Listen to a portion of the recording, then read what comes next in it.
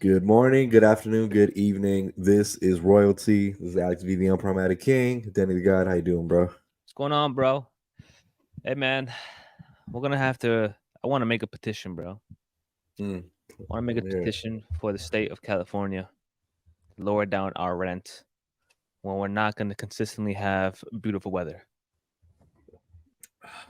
It is I am. raining this morning. That's what I'm saying. I am not paying for rain. I'm not. I'm paying for 75-degree weather with a light breeze. Ah, You know, we sunny are. side. Yes, we are. Sunny side. Sunny. I don't know why I said sunny side. I'm hungry. Anyways. I'm starving, bro.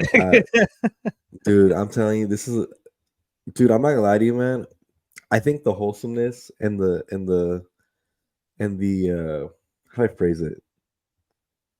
Just how reasonable Val is. Mm-hmm. Dog.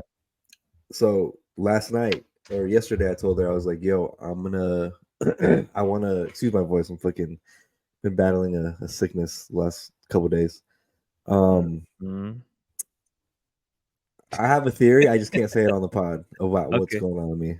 Okay. I don't want to get controversial. Um, so Val is very fucking like cool about shit to the point where I'm worried that it's a trap That's fair.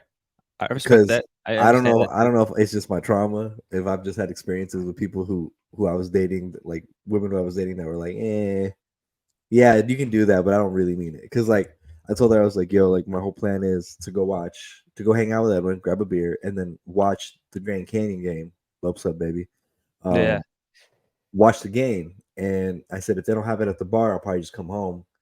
But then Edwin's like, why don't we just go to Cronies? And I was like, I don't know why I didn't even think about that. And she was like, okay, well, just let me know if you need a ride or if you need me to drop you off in the morning to get your car. And I was like, are you gaslighting me?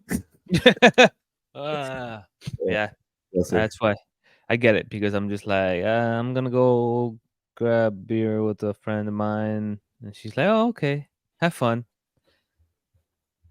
have fun. Do you mean that? Do you mean that? Like, Do you want me to have a bad time? like why are you sitting in the corner like a little like if you're going through like some like trauma right now, like or you're crying, like why are you looking like that? Why Why are are you, you why are giving you me? sharpening your knives? That's what I'm saying, right? Like oh that frying pan. I mean, why are you heating it up? Last time you didn't heat it up. Last time you didn't heat it up. That's crazy. But yeah, Man, bro, it's a trap. 100%, 1000% guaranteed it's a trap. all right, wait. Dog. How much does Diane value sleep? Oh yeah, 100%. So we love we want to make sure we get enough because then we'll at least we're both cranky the following day if we don't get enough sleep. Okay, the reason I say that, and which is funny now because Denny went on vacation with my family and I, Yeah. and Diane would always go to bed super early. She took advantage of getting her 12 hours in. God bless her. Mm-hmm. Um, and Val's the same way where it's like she likes to get her sleep, and if she doesn't get her sleep or something, she'll get like you're setting Get yourself up for a little feisty. cranky day. Yeah. Yeah, yeah, for sure. Um, all right, so Grand Canyon won. Fucking bro, I spilled so much beer, and I didn't spill it. It's just I was banging the table so hard. Rigo's beer kept on spilling. That's Um, hilarious. and they fucking won. So I'm having a time of my life. We went to fucking Golden Nugget after to fucking have celebration beers with the money I won that I technically don't have in my possession because I don't get paid till Tuesday That's crazy. on on the app. You Yeah. you understand? Yeah. Yeah. Yeah. Um. So you know, I get home and I just can't for the life of me take the ring off my middle finger, and I'm like, all right, whatever. I'll sleep on it whenever I wake up the next morning. And I wake up. I wake up like at 4:30, and I'm just like, I can't get this shit off. And I was like, whatever, just don't think about it. Fall asleep. I wake up at 5 in the morning, and I'm like, I gotta get this off, dude. I go and I'm like trying to take it off, and it's not coming off, bro. And my Oh, finger is turning red, and it's oh, shit. swelling. And bro, it was like it felt like I was like a little kid, and I was like, babe, wake up. I can't get my ring off. I need you to come help me. And it felt like those meme videos where it's like, mom, it's threw up. It's like, Yeah, Val, yeah. I need It's you to. hilarious. So we go, we try to get it off. We can't get it off, and we're like, all right, I need you to ice it, like have it elevated, ice it. Let's just take a nap. So I was falling asleep like this, right, with my arm up, and I just kept on, I'm paranoid, so I keep on touching my finger, dude, and like it's the swelling isn't going down. It's Oh actually shit. getting a little worse. Oh fuck. Because I used to be able to move it like from right here to right here, Yeah. and Now you now can't. it was like stuck there, and I was like, okay, I'm go. We have to do this now. We have to just figure it out now. So we tried this shit where like you get like it's just so tender right now. By the way, she tried like dental floss, right? Yeah. So she saw this where like I've never seen this before, but like you like try to press the skin down so it gets in. Not Correct. happening. It's just Okay. not happening. All right. She gets me some avocado oil. And we go downstairs to, like the avocado oil spray that shit. And she's like, just take it off. I'm not going to work till you take it off. I'm like, it hurts. She fucking hurt. She was like, Alex, are you about to cry? I'm like, no, but I'm emotional right now. It fucking hurts because I've always had that irrational fear of your ring getting stuck on your hand, on your finger. Oh shit. So you have okay. So you have So it made me more anxious because I've always yeah. had that fear. And bro, she just said, just take it off, just take it off. And it kind of just took the coaching, and I just fucking ripped it off. Dog, couldn't bend my finger for like at least 2 hours. Like I'm barely getting the motion in my finger, but like I mean, thankfully I'm fine. But this shit was, I mean, bro, I have pretty like skinny fingers. This Yeah. shit was, bro. A It hot looked dog? like I was like it would look like a fucking glizzy, dude, like a Dude, it's fucking red crazy, glizzy, bro. dude. It was horrible, That's hilarious. bro. I love I'm that. telling you, dude. And you know what? March Madness, baby, lopes up. We want Bama. We want Bama. Yeah, no, I have you guys beating Bama. I haven't Hell in that yeah. bracket. After that, I'm not even that confident. No, I saw the who you guys based on my bracket. I'm like, I think this is where you guys finish. Pause.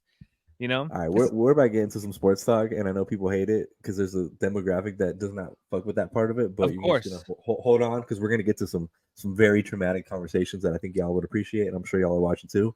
Yeah. GCU played a little too sloppy for my liking. Mm. That I think we'll be fine against Alabama. I agree, but I don't know after that. Which is what I told Val. I was like, I'm gonna give you a heads up when GCU plays. I'm gonna watch. I was like, they might give me 2 rounds. That's it. That's it. So Yeah. let me enjoy this, bro. I was FaceTiming Jessica, fucking a GCU former athlete from over there. Shout out Jess. Fucking word, dude. And Rigo was saying lope down the entire time. And I was like, all right, dog. All right. When I win this money, you ain't getting a fucking beer. And then he was like, lope's up, dog. I was like, yeah, I fucking bet. I'll fucking bet. Yeah, bro. That's Oh my crazy, man. god. Yeah. Um, Alabama looks horrible, so I think you guys will beat them. I love it. I love it. Leave it. All right. Leave it like By the that. way, Mhm. for those of you who celebrate, it is March Madness, and I believe this is Denny's first time filling out a bracket. Yes, it is. Bro, how was it, man? It's You're doing fucking. a lot better than me. My bracket isn't like sixth place right now in our competition. I think me and you are tied right now at 30 points. We're tied at 30 points apiece. And then I think McGowan is at the top with 34. Eric's at Yeah, 32 McGowan with like him and Reagan.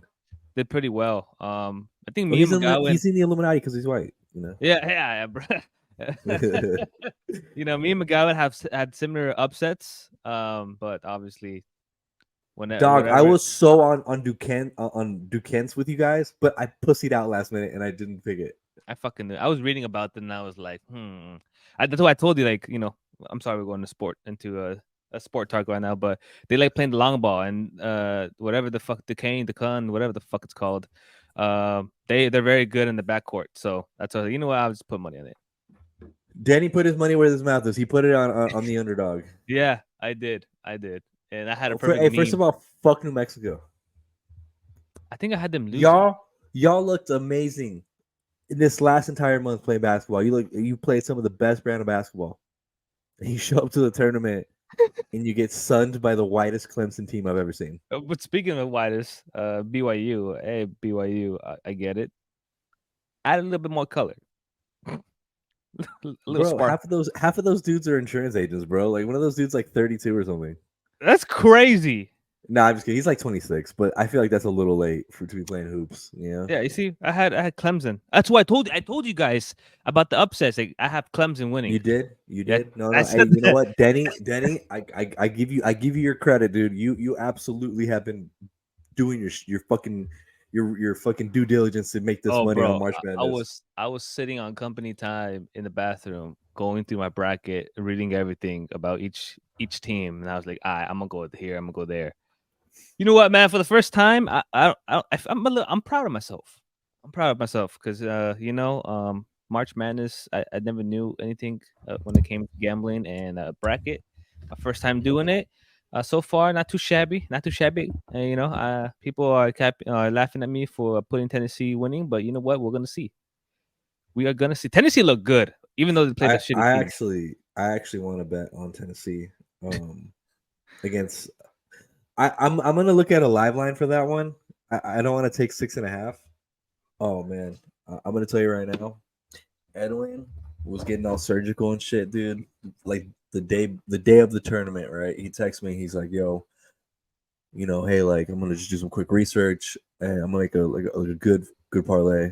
Yeah. $60, dog. $60, 6-legger. First leg lost. Fucking That that March that Madness, reminded dog. me like yesterday, bro. I did I went based off my bracket. Like, I think this is gonna happen, and nope.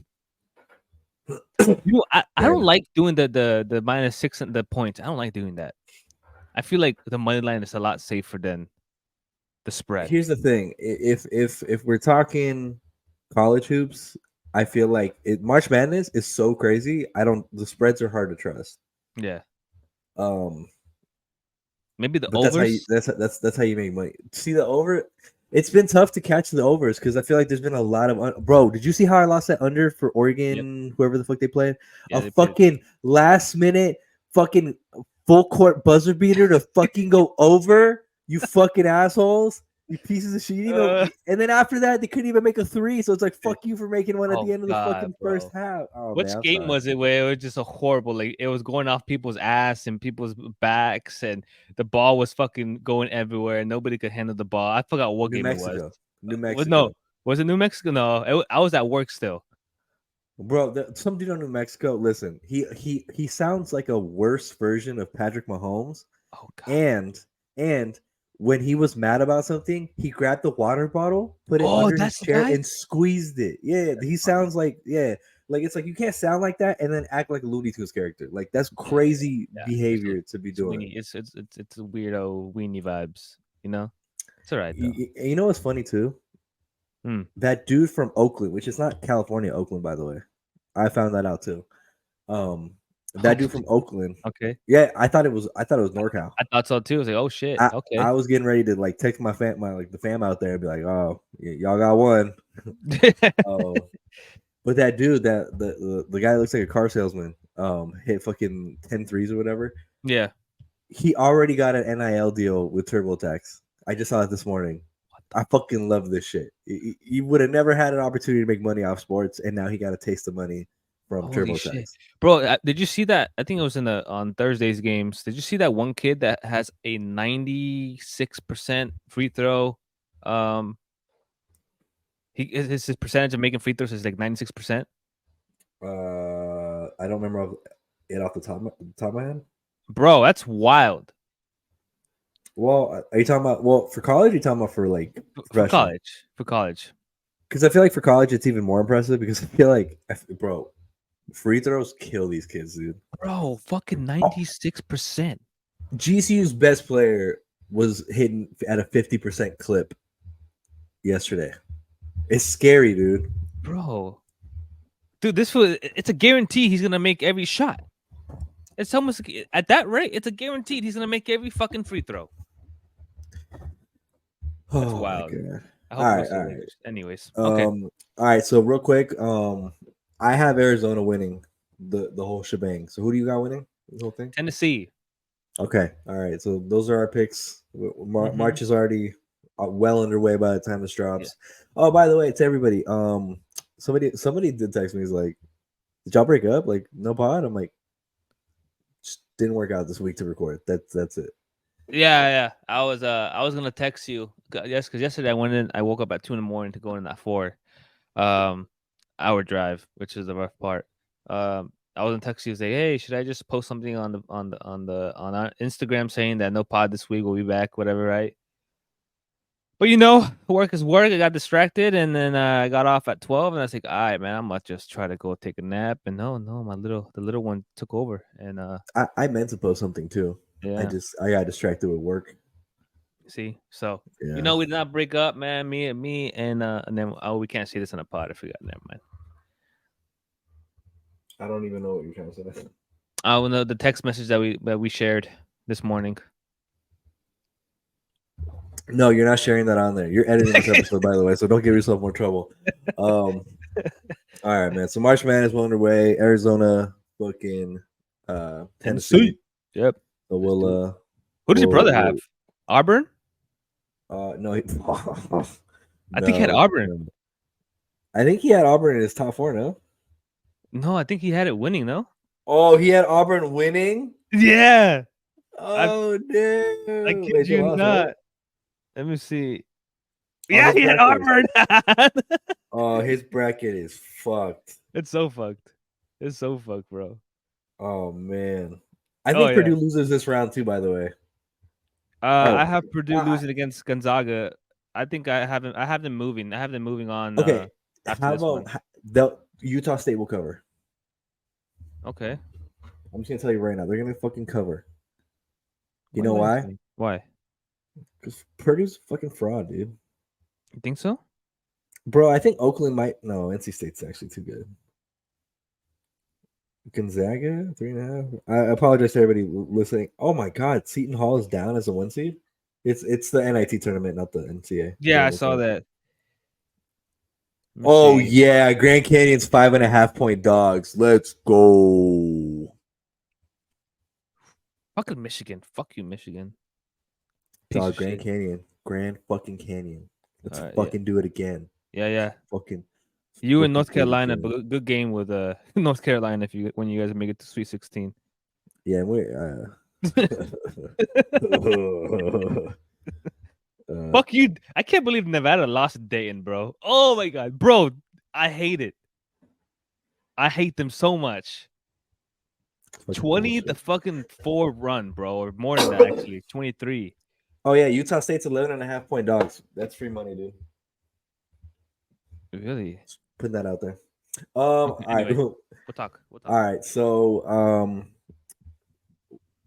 as you may have seen on social media, Quiet on Set, the HBO documentary on or docuseries on the happenings in Nickelodeon in the late 90s, early 2000s, with Dan Schneider and a couple other individuals who were basically providing an unsafe work environment for the children that worked there.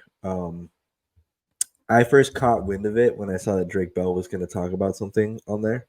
Mm-hmm. I think that was one of those things where it kind of grabbed me because it's like, oh, that's my childhood. I remember watching all that, The Amanda Show, Drake and Josh, like all that stuff. So like to me, it was like, oh shit, like let me watch it. Did you watch it with Diane? Yeah, we both watched it together. All right, I'm gonna skip to the Drake Bell part because I think that's one of the major like talking points, and obviously that's one of the biggest buzz that's come from it. But I watching the dad cry hurt my soul because that man genuinely was trying to protect his son. But to get into it, so the Drake Bell had somebody on set who was working with them, and his name was Brian Peck, not related to Josh Peck. I looked it up.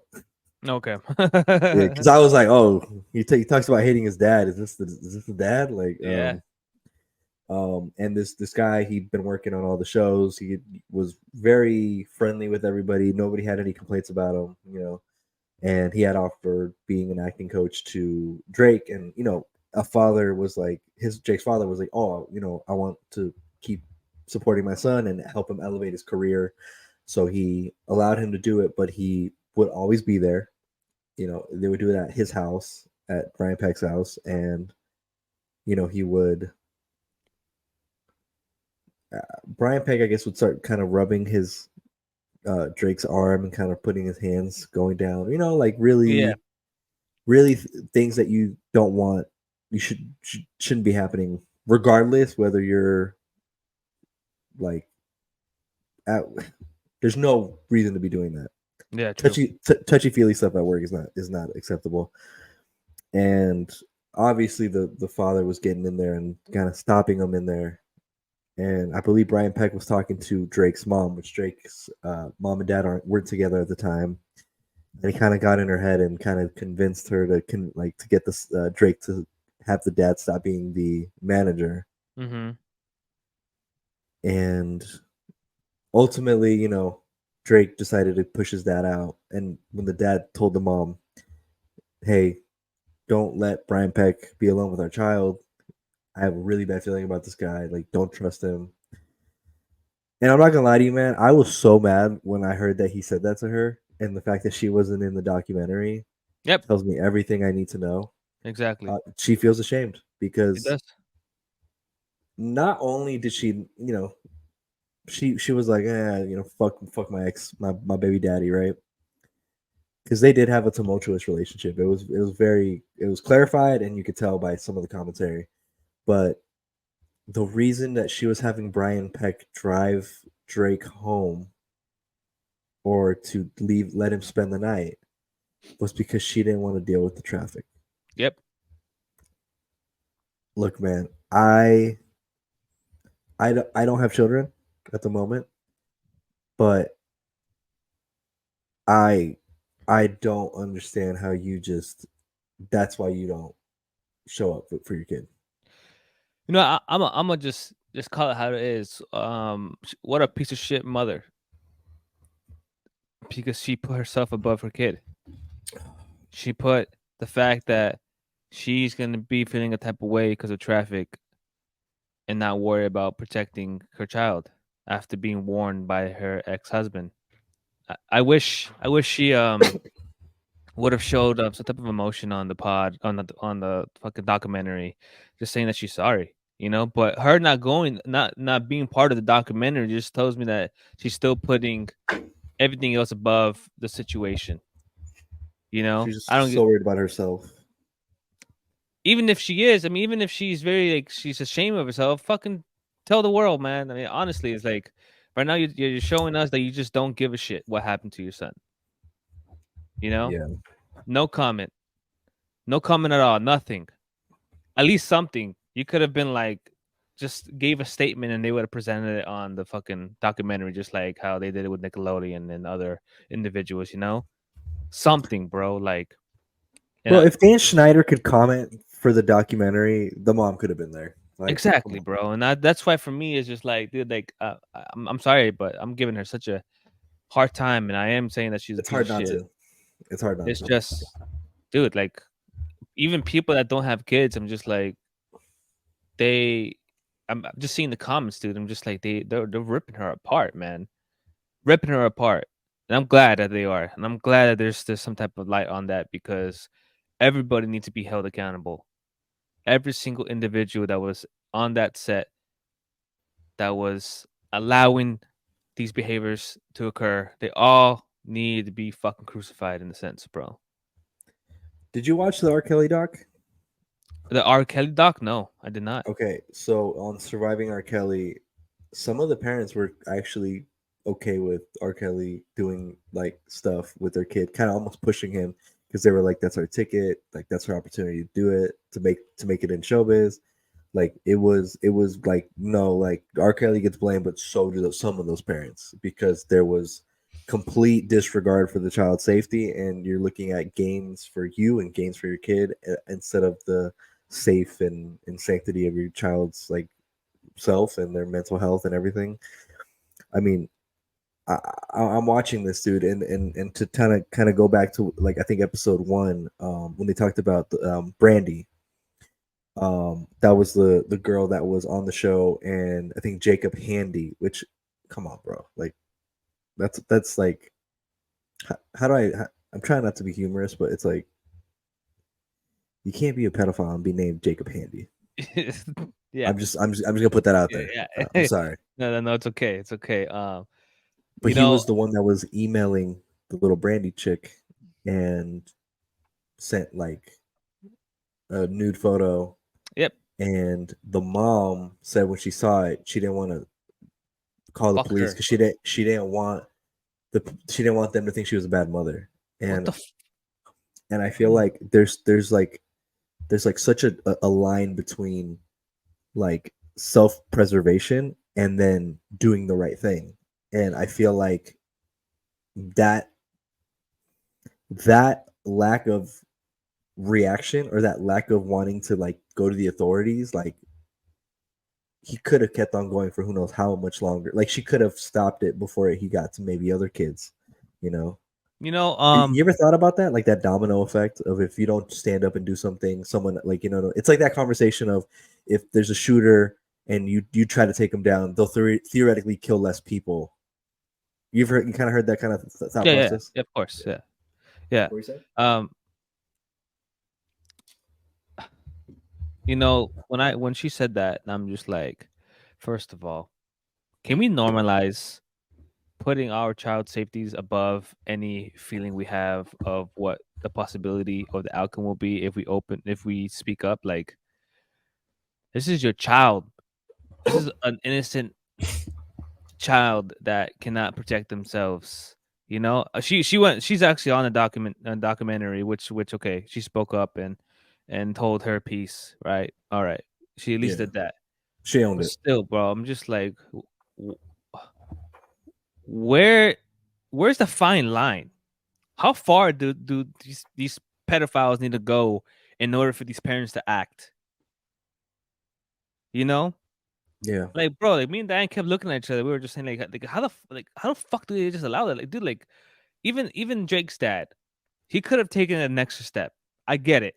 These kids have a future. These kids are working, and they're building their careers up. But dude, at what cost? At what fucking cost, man? You know?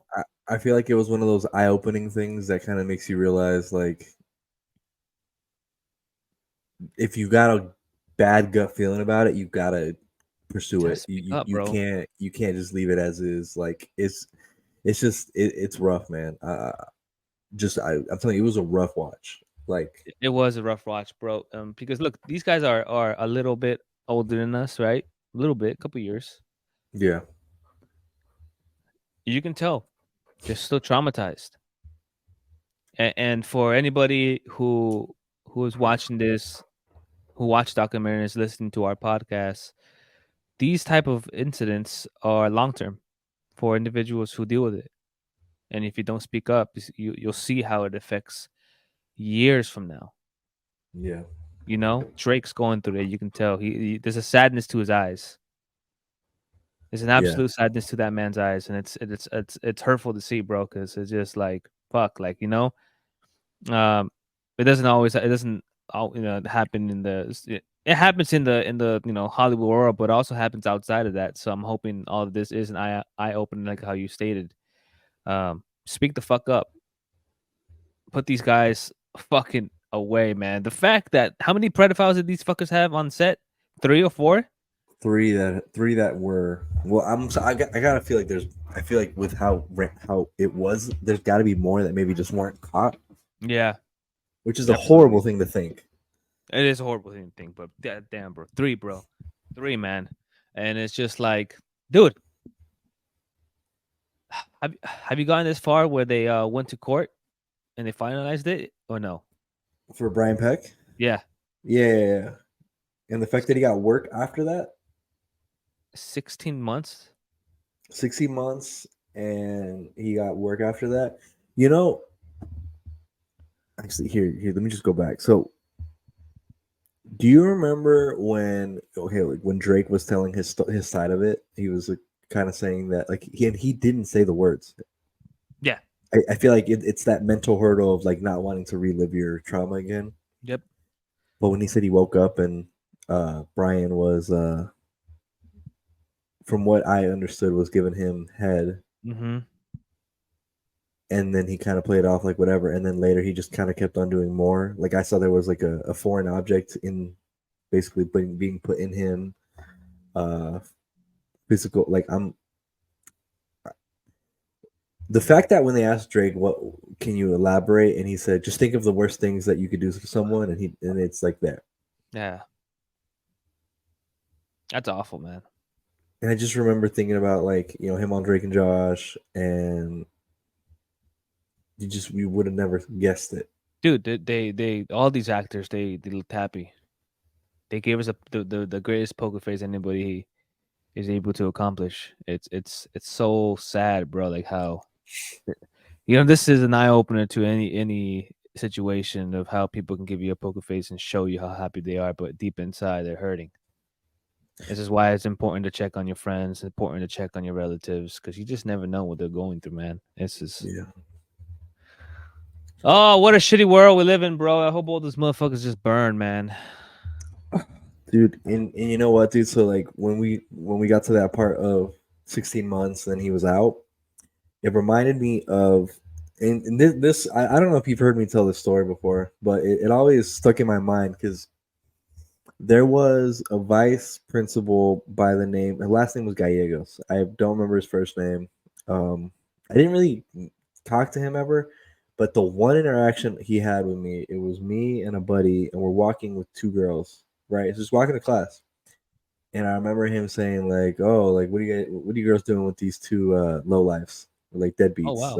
like just like some weird like creep, like something along those lines." I don't remember exactly because it's been so long, but I remember him saying that shit, and I was like, "Excuse me, the fuck, the fuck."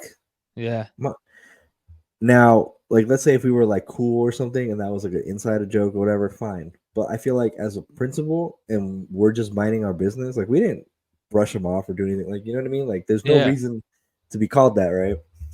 And I remember just like after that, I was like, "Fuck this guy. I Mm-hmm. don't ever want to see him." Like, I remember, my my cousin passed, and he was trying to tell me something. I was like, "Yo, dog, do not talk to me. You are not. I don't want your condolences." Because I was like, "Fuck you." Like that's a your interaction with me. Like I'm deading you. Like I'm cool. Yeah. A year or two later, I see in the news that he was arrested for inappropriate behavior with a minor, and I was Oh. like, in my head, I'm like, "Oh, you like the girl that I was walking with? Yeah. Like Yeah. that's why you were talking shit." Yep. Yep. That's Crazy, bro. bro. Dude, like there has to be I don't know how you can filter these type of people out, people that don't get caught, right? Like how the fuck do you filter them out? You know? It's so hard, but there has to be something, man. I fucking make like putting them on the fucking lie detector, or something. With what you're saying, that just jogged my memory. So Jacob Handy, the guy who was emailing Brandy and a bunch of other people, they found Ziploc bags in his room with Hmm. like things relating to children he was talking to, and he had a journal where he was talking about his struggle with his craving for that with like kids, right? Yeah. Kissing kids, putting the tongue in kids' mouths. He was talking about the struggle of like wanting to like actually um, proceed further on with a child, and that he was like fighting the urges to like fucking kidnap a kid and fucking Yep. doing it. And it's crazy to me because it's like you see this shit and it's like, bro, like it's not. It's like there's definitely more people going through that are just obviously not speaking up because clearly the moment that happens is like we're getting them the fuck out of here. But it's a scary thought that there are people out there with thoughts like that. Yeah, man. And then I also read too that the reason why there's not a lot of people speaking up is because a lot of them signed an NDA with Nickelodeon. They signed a fucking NDA regarding this situation, regarding Dan, regarding these other pedophiles that they've had. So they've been hushed, which is wild. If obviously I'm reading, right, I'm not sure if it's true, but it's wild if Nickelodeon did present these NDAs out and gave them gave them to certain individuals so that way they don't speak up. Oh my god, Yeah, man. dude. I don't know. So another point I want to talk about that really stuck out to me. So you remember, the whole Megan Tory case, the letters that we found out who wrote a letter in Tory's defense to the Yeah. judge to be not. It was like Usher. I think Trey Songz was. If Trey Songz was on your side, you're probably wrong. Um, and like all other people reaching out and like saying like, hey, like take it easy on him, like he made a mistake, whatever, right? A couple of the people who wrote letters for Brian Peck, Will Friedel, something like that. I off the top of my head, I can't remember. I remember I literally told Val because Val doesn't fuck with Twitter, so she really doesn't know how crazy Twitter is, like how Yeah. quickly you can get turned on. Yeah. Yeah. And I was like, I guarantee if I look up their names, they're trending right now, and there are a million tweets about them, like saying "fuck them," Fuck. cancel them, and there are a couple of people. I think it's from the Boy Meets World cast. I think Yes. they're on podcast, and they came out I think 2-3 weeks ago with their support for Drake and saying how much they like support him and like they send their prayers for him and all this shit. They all wrote letters for Brian Peck, and in those letters, so many people had said like he's a great person, and so many of them said it was immense temptation, Yep. victim blaming, Yep. saying he had to have been in an extreme situation where he was put in a position that ultimately he lost control in it. And I'm like, y'all, he is it was with a child. You think it was a temptation thing and you're okay with I Yep. just it's 41 letters, dude. That's a lot of people in the It's a industry. lot, bro.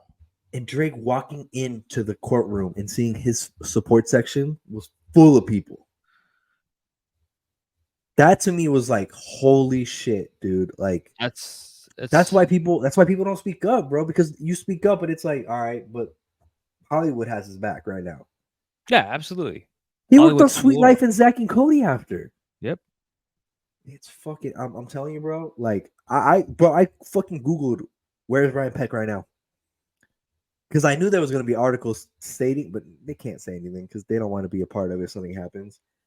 But I'm telling you, bro, like watching this shit just made me even more scared. Cause like I would like to have kids in maybe in the near future, if you know what I Mm-hmm. mean.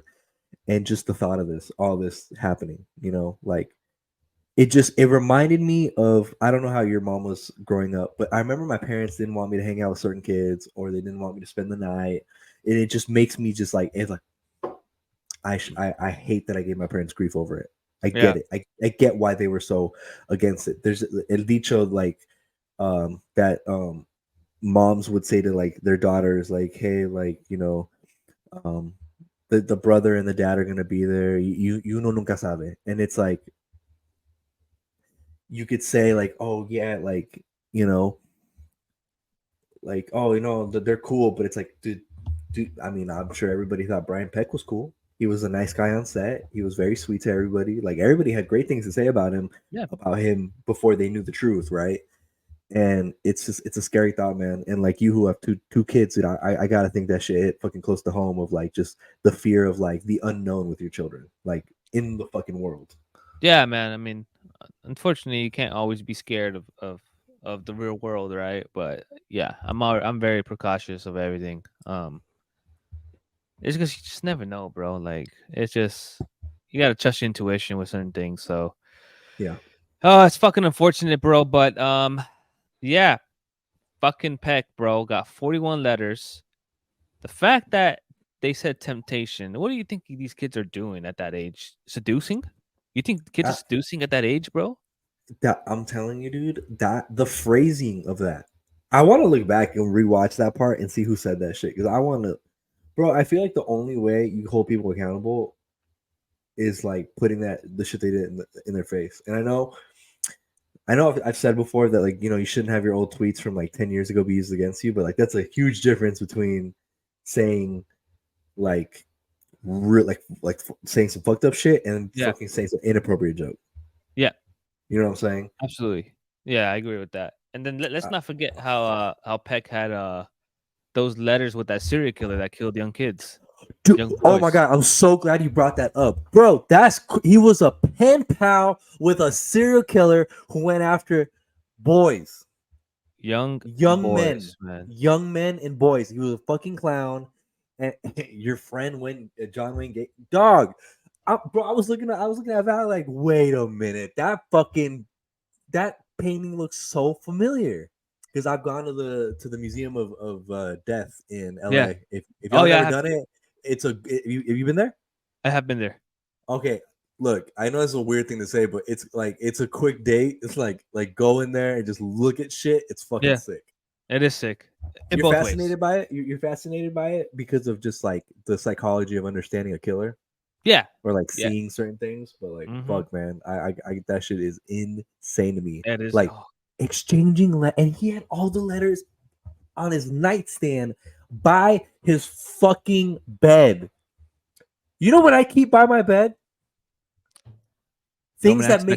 Things that bring relief to me, or like things that bring me comfort. Relax, don't be weird. I'm talking about letters. Get the fuck out of here, dog. Or like love notes or something. Like, stuff that Yeah, like, yeah. that means something to me. Of And course. and I'm like, okay, so this guy's having a bad dream. Oh, what did John Wayne Gacy tell me about kids? Like, the fuck is wrong with this guy? Yeah, bro. And the fact that he was like gloating about it. This Bro, man was gloating about it in front of these kids' parents. Bro, it's crazy, dog. insane. Crazy. If that wasn't a red flag, I don't know. Well, obviously.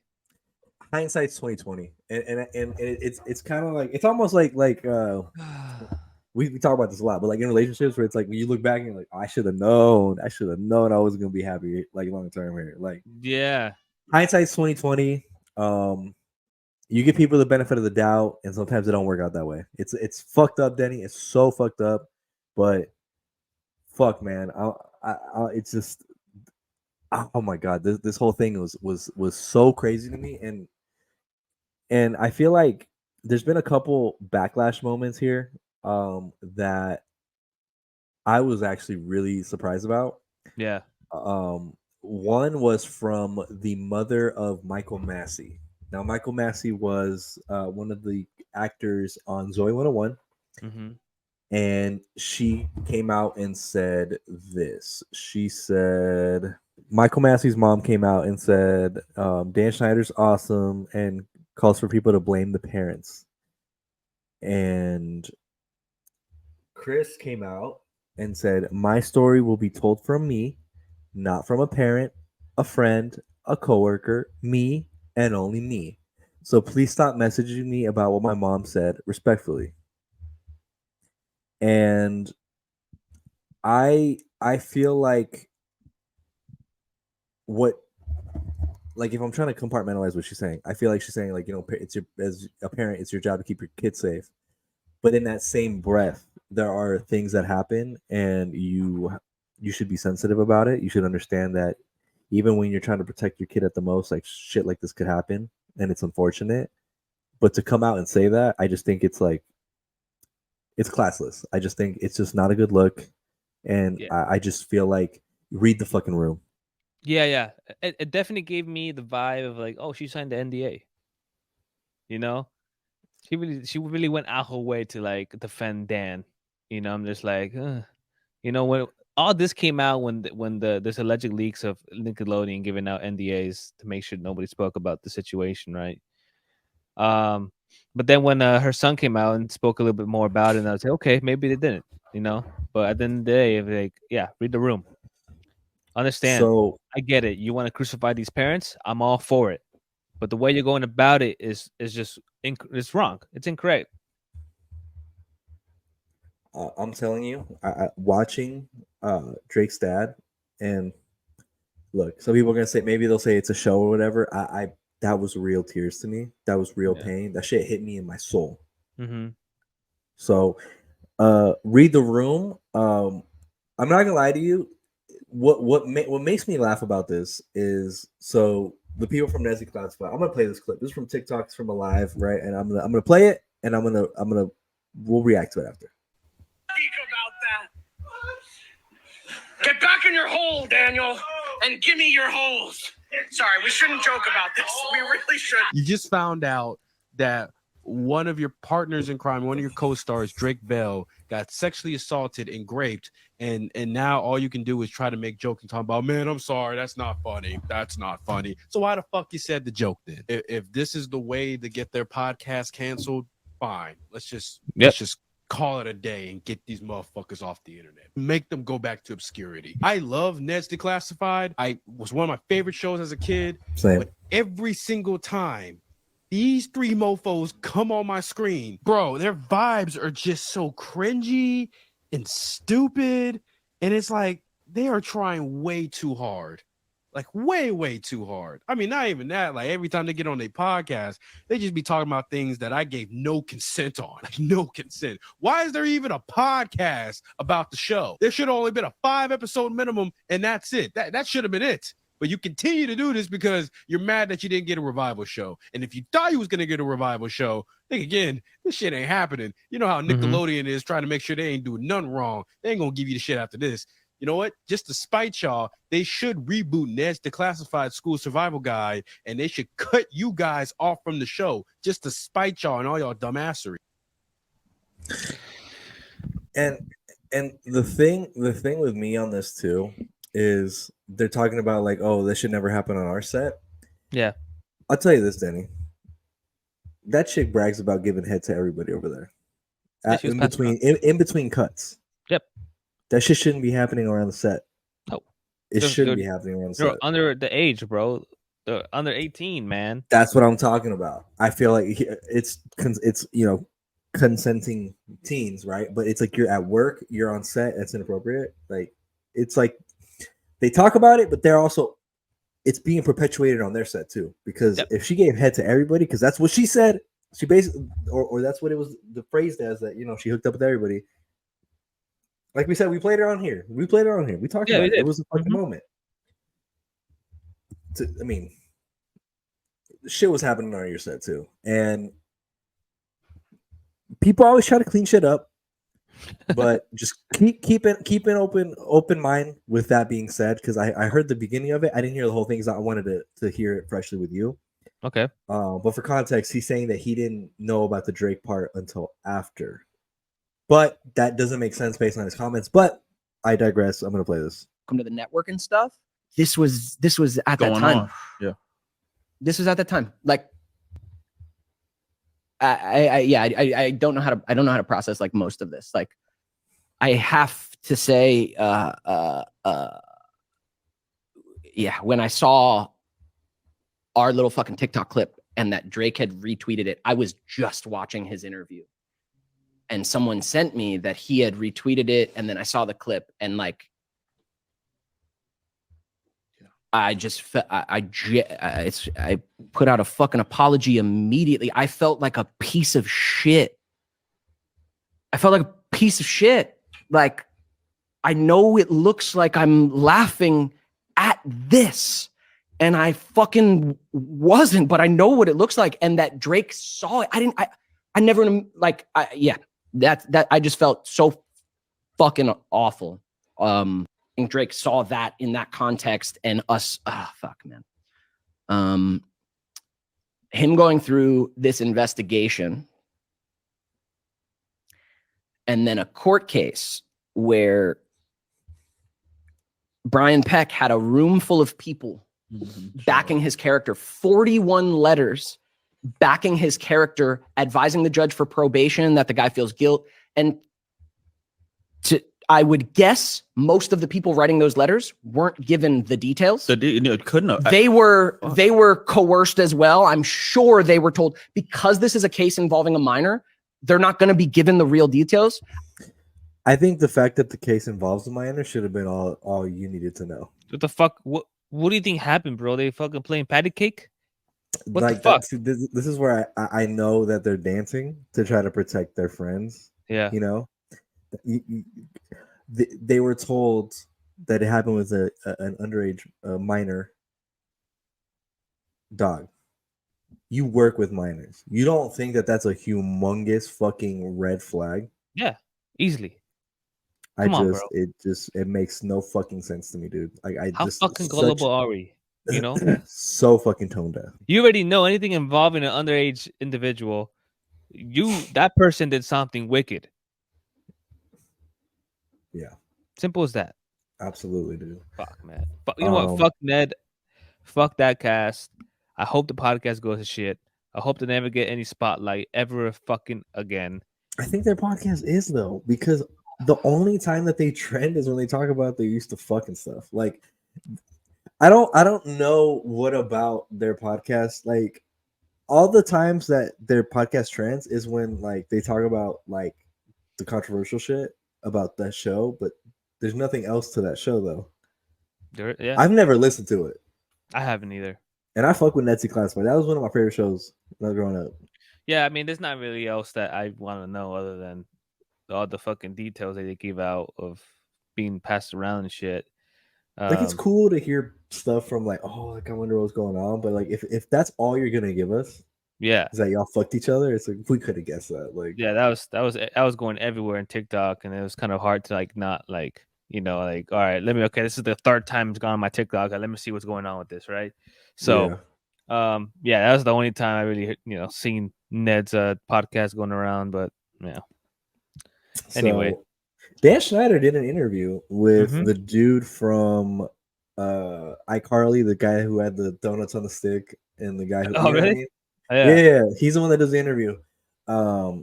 And somebody brought up a point, and I want to just ask you this. So, like, if shit was going on set, so is there anything creepy on Dan Schneider actually touching a kid on this documentary? I didn't finish, but just tell me.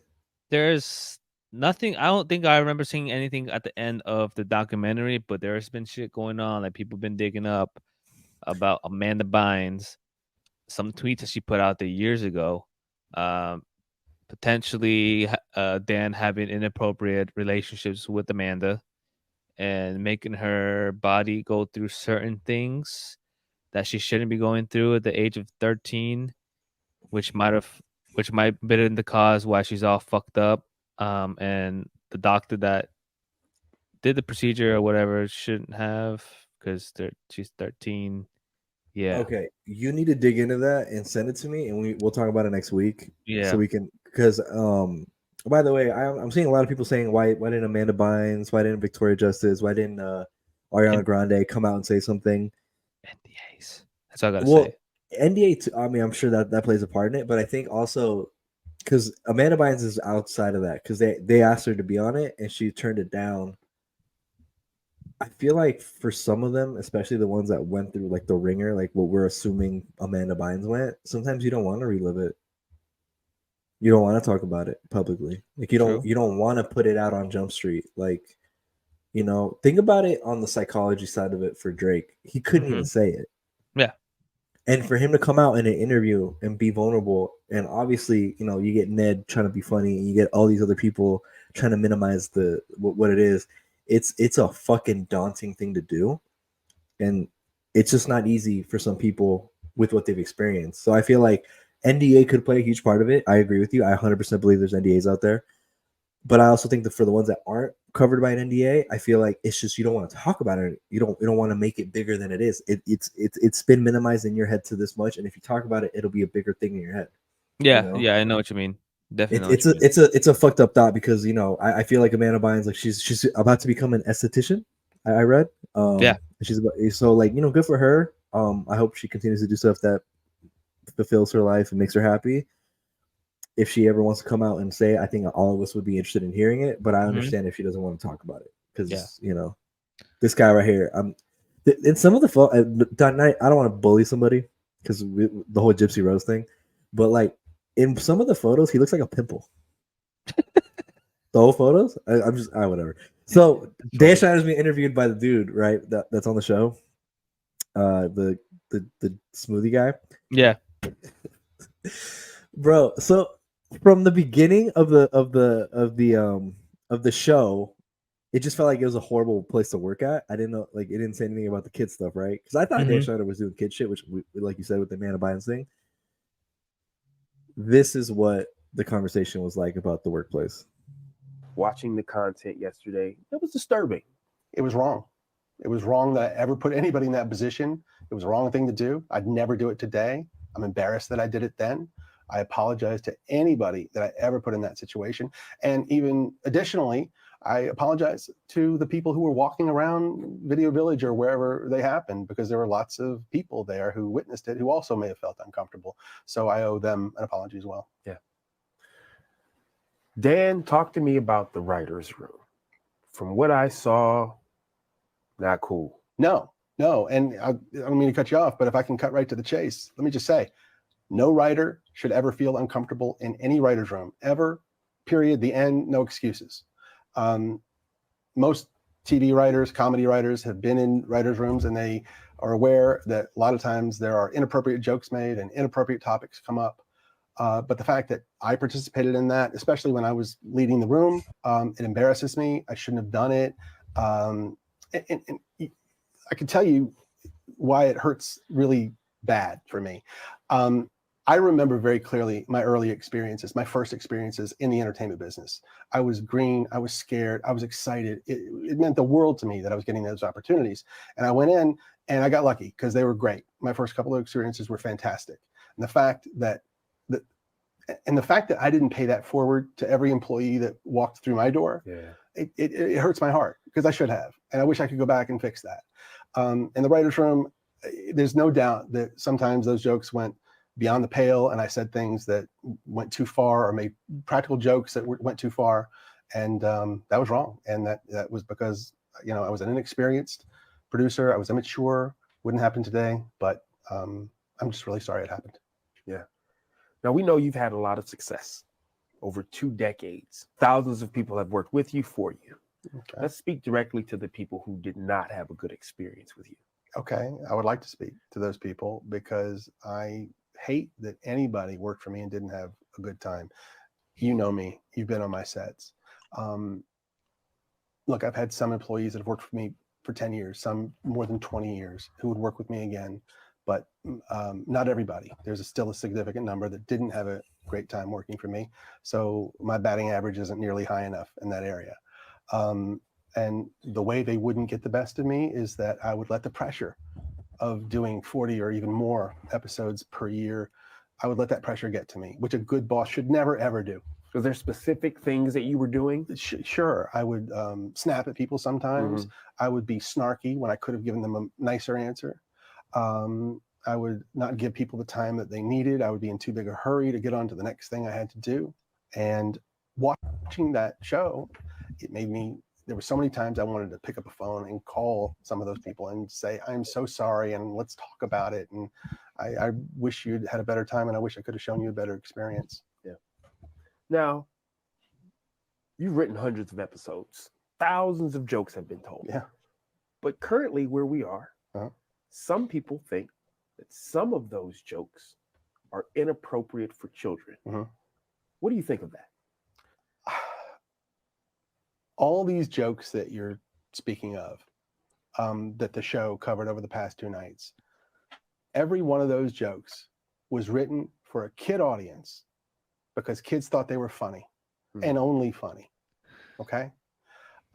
Now we have some adults looking back at them 20 years later through their lens, and they're looking at them and they're saying, oh, you know, I don't think that's appropriate for a kid show. And I have no problem with that. If you know what, that was one of the things that I really noticed with that Dan Schneider stuff. And when I look back at my memory of, like, you know, the Zoe 101, when Alexis whatever squeezed the thing and it looked like a cum shot, right? And everyone was saying that looked like a cum shot. There was a lot of that in there. It was absolutely, like the whole pickle thing, the feet thing. Like Nickelodeon's logo was a foot for a while. Like, so much of that, you know, was very much shown on there. Yeah, even the one with Ariana Grande, with her like doing that little like webcam she was pouring thing. water on herself. She was squeezing a potato, trying to get the juice out. Like, it's wild, bro. Like, I don't understand his concept of saying, like, you know, those were appropriate jokes at the time. And when, how, like, this is an adult writing this. How are you gonna say this is jokes that kids are making? How does that make any sense? You know what's funny too about you saying that? So growing up, I thought Simpsons was a kid cartoon, Yeah. so I would watch it. Mm-hmm. When Disney Plus got Simpsons on it, I started watching it. I thought I was gonna watch them all. I gave up. Yeah. So many jokes that went over my head Yeah. that I had absolutely. no idea what they were talking about. Mm-hmm. That should be someone's comments if they watched a show like that, like me. And it's like if I watched Family Guy as a kid, which I did, and it's like, oh, there's so many inappropriate jokes because it's made for adults. Correct. I just watched it because I was a kid. We shouldn't really be doing that in those shows. You know what I mean? Like, I don't know. I feel like it's like a fine line of like, all right, are you going to embrace the uncomfortable or are you gonna not? But I feel like in these type of situations, like it's fucked up, man. Child actors have so much. There's so much recorded like notes on like over the years of like what happens to these child actors after they leave the industry. It's rough, dude, and it's really hard to read sometimes. Yeah, it is. It is, man. I don't. Whatever. He's just trying to fight his way through this right now. Yeah. He really is. If that's how anyone feels, let's cut those jokes out of the show. Just like I would have done 20 years ago or 25 years ago. I cut it. I want my shows to be popular. I want everyone to like them. That's such cap. Yeah. That's such cap. He's trying to fight his way out. He's Yeah. trying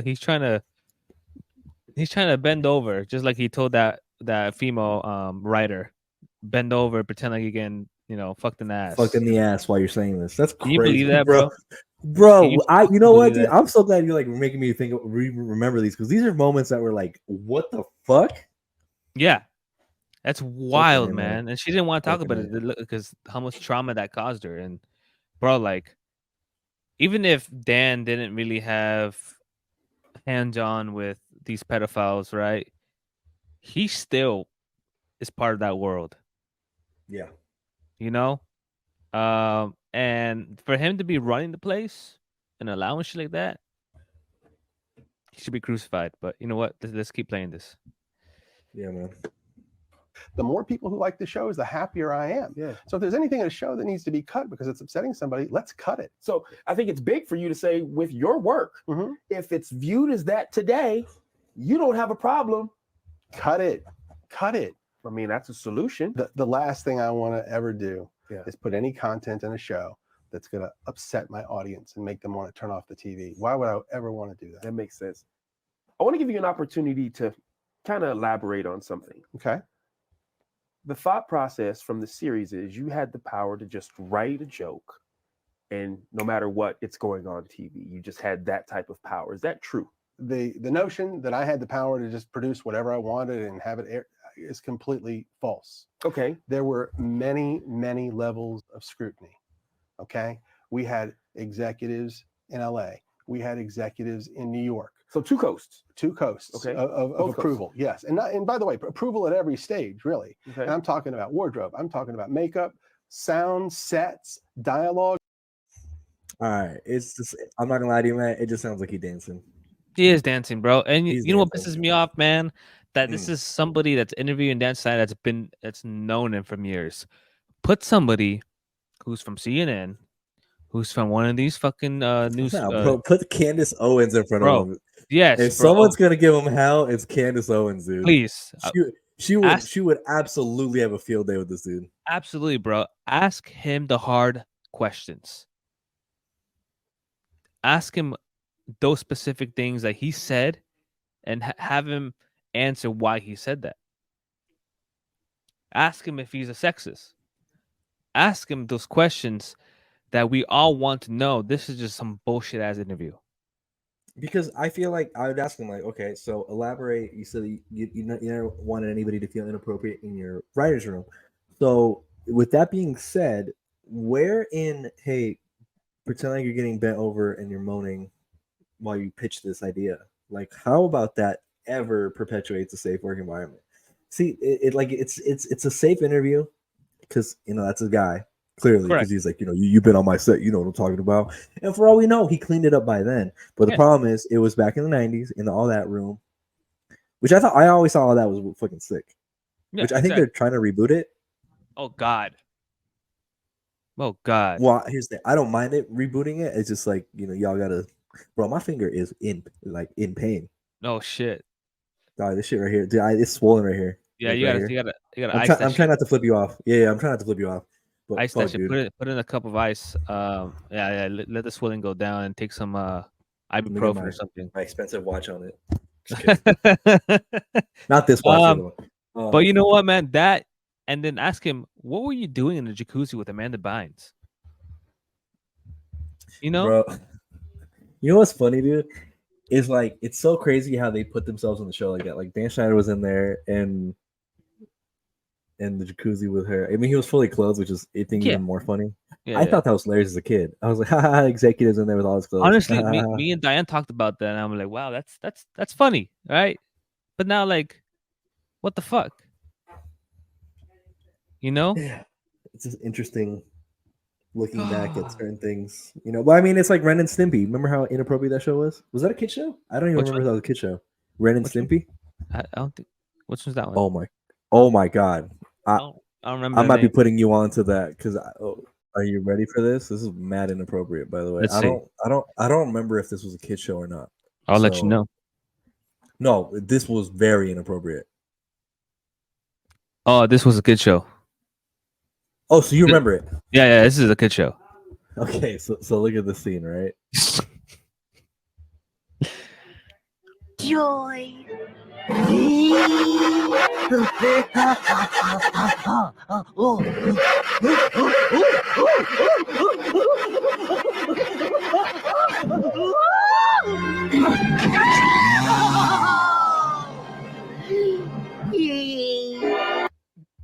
Come on. Come on.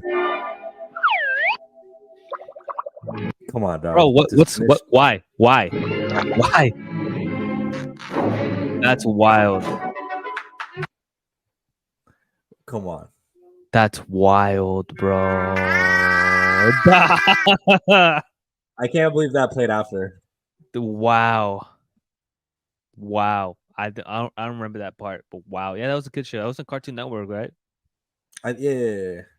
Wait, you know what I just remembered now? Do you remember when Nickelodeon did a worldwide day of play? Go out and play. And then I just changed it to Cartoon Network. I was like, hey, I'm just gonna keep on watching TV, buddy.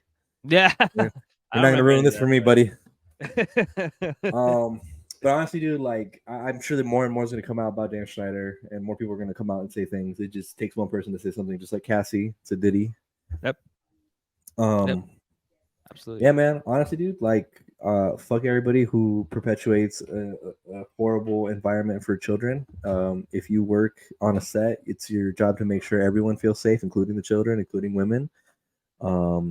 And this is why we have these conversations. They're uncomfortable, but it's to ultimately put us in a better place and continue to grow as people. Mm-hmm. And I hate that like Drake Bell had to go through that, and anybody else who was a part of Brian Peck's. Like, bro, on Good While Hunting, if fucking Leo DiCaprio comes out and says, yeah, Brian Peck was really inappropriate with me, like, it's just like, okay, like we need to cleanse Hollywood, I wish, bro, but Hollywood's a powerful place. But anyways, yeah, a lot of dark secrets in there. People don't want it to come out, but all right, man. That wraps us up. Anything else you want to say on that? No, bro. I'm already sick to my stomach. All right, man. That's episode 161. Make sure you follow us on Instagram, YouTube, Twitter, TikTok, RoyalTea Network, comments, all that good shit. I did get a DM over putting up the playlist, so I'm gonna put the playlist on our bio. Okay. Let me know when you have. I'll send you screenshots of it so you can update the Apple one. Okay. And we can get it out because shout out Gali. Gali hit me up, so that she wanted some new music and she wanted to know if the playlist was updated. So I'm gonna make sure I have it. I think I have it almost all up to date. But I'll put the playlist, both Apple and Spotify, on our link tree so y'all can check it out. It's fucking great. I'm really excited about this. last year I was so out of tune with music because I was so sick of last year. But this year I think we're getting a lot of music that makes me happy. I don't know about you. Well, we'll talk about this off air. Remind me to talk about this off air. Okay. But RoyalTea Radio Track of the Week for me. I'm a huge Sir fan. I saw him when he was in LA before COVID. I haven't dug into his album yet, but this song he has with Isaiah Rashad to me is like one of those, like, it's just like fucking euphoria in your ears, especially when you're like sleepy and you're just playing. Oh my god. So this is Karma, Sir Isaiah Rashad.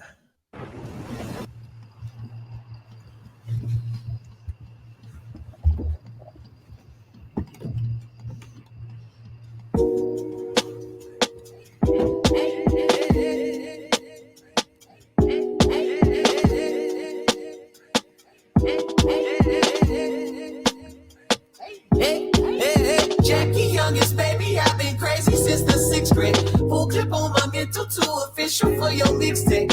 I can paint a picture so wavy to both ends, but lately I've been burning the candle at both ends.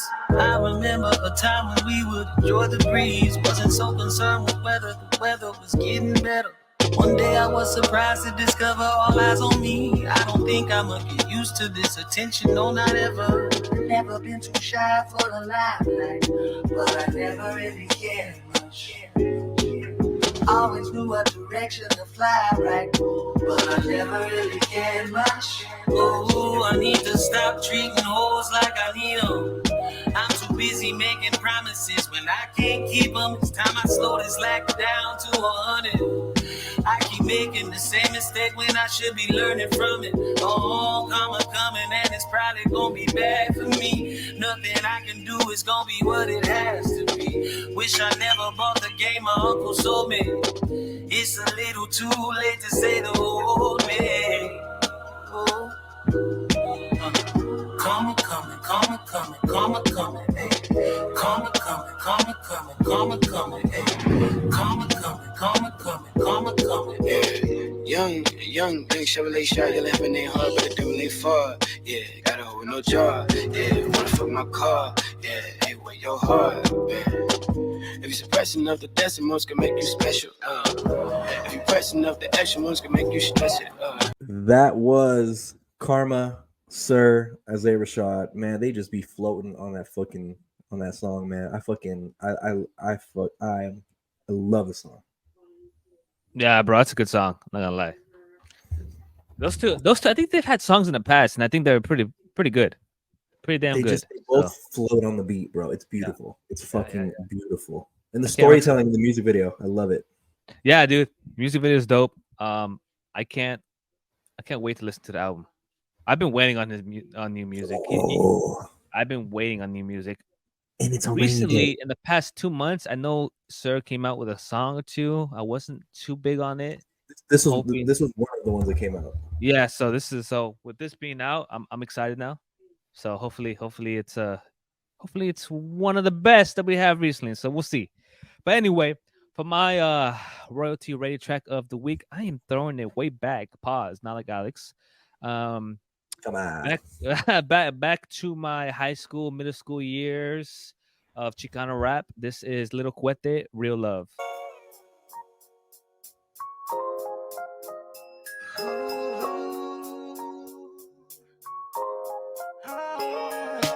Hey girl, don't you know funny parts almost anything, but it can't buy real love. I see you every day, but you never look at me. You're always looking good, but you look unhappy. Tell me why you choose to live like this. If you were mine, I'd never make you feel like this. You need a man, not someone that's gonna hurt you. You need to let him go, he doesn't deserve you. And when I say I'll make you happy, it's true. Or you can stay with your man and get your heart broken too. But here's my number, call me up if you want. And when you feel lonely, you can roll through my spot. See, I ain't tripping, homies, lost is my game. Nobody knows until we say, cause I'm ahead of the game. Cause I'm a king, what I need is a queen. I could have $1 million, but it won't mean a thing. Now I ain't rich, but I'll tell you one thing. I can give you more happiness than money can bring, and that's real. Let's go, don't tell me if I make you read. Really make it love.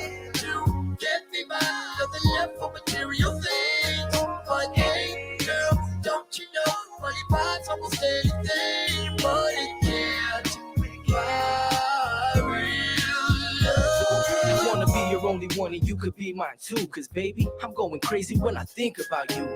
I get excited when I see you come through. Nobody else ever made me feel the way that you do. I need a woman, not a girl, not just someone to I don't mean no disrespect, but that's what's up. I see you smile when I talk like that. It seems like it's been a while since you smile like that. But maybe we could kick it, spend a little time. Sit down one-on-one, I'll let you know what's on my mind. I know a good thing when I see it, and I see it in you. So tell me what I gotta do to make you feel the same too. Because I'm a king, what I need is a queen. I could have $1 million, but it won't mean a thing. Now I ain't rich, but I'll tell you one thing. I can give you more happiness than money can bring.